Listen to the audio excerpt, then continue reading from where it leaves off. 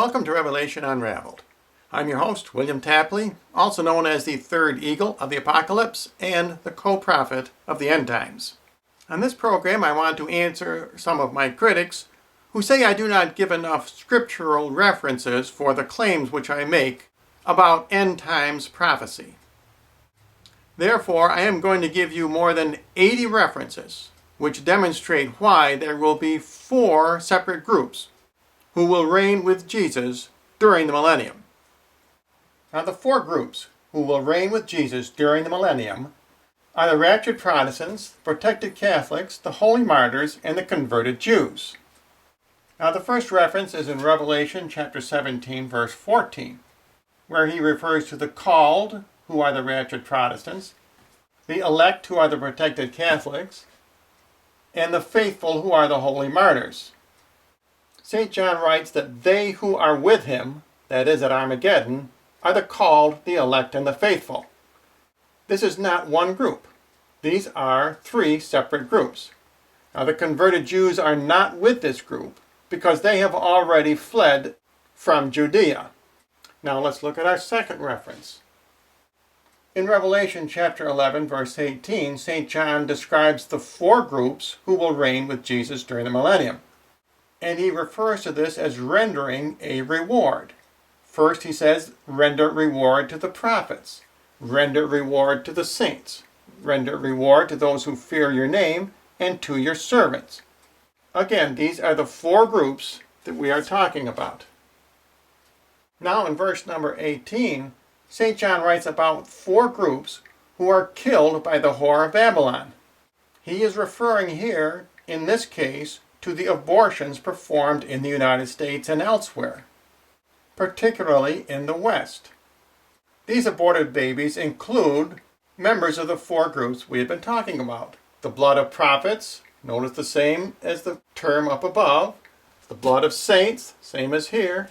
The blood of those who are slain upon earth, those are the martyrs. And the blood of the servants, those are the converted Jews. Now let's look at the 4 blesseds in Revelation. These 4 blesseds are from chapters 6 through 20, which are the end time chapters of Revelation. In 19:9, St. John writes, "Blessed are those who are called to the marriage supper of the Lamb." This refers to the Raptured Protestants. In chapter 16, verse 15, he writes, "Blessed is he that watches." This refers to the protected Catholics. The reason they have to watch is because they are not raptured along with the Protestants. Therefore, they are keeping an eye out for the Antichrist and his followers who will persecute them. Remember, Jesus says that for the sake of the elect, that is the protected Catholics, I will shorten those days. Now, if the entire church were raptured with the Protestants, there would be no need to shorten the days. It is only for the sake of the elect, that is the protected Catholics who are in the desert, that he has a need to shorten the days. In Revelation chapter 14, St. John adds one more group who are blessed, and that is, blessed are the dead who die in the Lord. This refers to the holy martyrs. And in chapter number 20, St. John writes, "Blessed is he that has part in the first resurrection, and they shall be priests of God and of Christ." This refers to the converted Jews. Now let's look at the 12 characteristics of each of these groups as described by St. John in the book of Revelation. Many of the attributes of the Raptured Protestants have to do with their singing ability. They have the voice of a great multitude, voice of many waters, voice of mighty thunders, voice of harpers. They sing a new song. They are virgins. Now, I'm not sure that that means necessarily that they are celibate, but they are pure sexually. They follow the Lamb wherever he goes. They are purchased or redeemed from among men. Now, St. John often uses the word purchased to indicate raptured.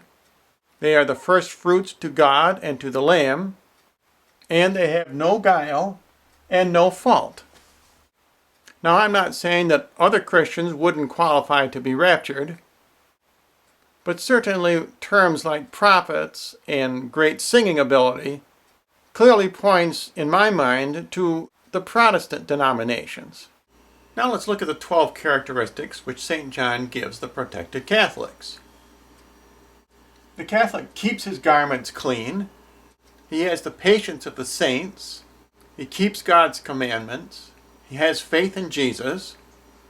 St. John describes him as the seed of the Blessed Virgin Mary, and therefore he makes war with the dragon.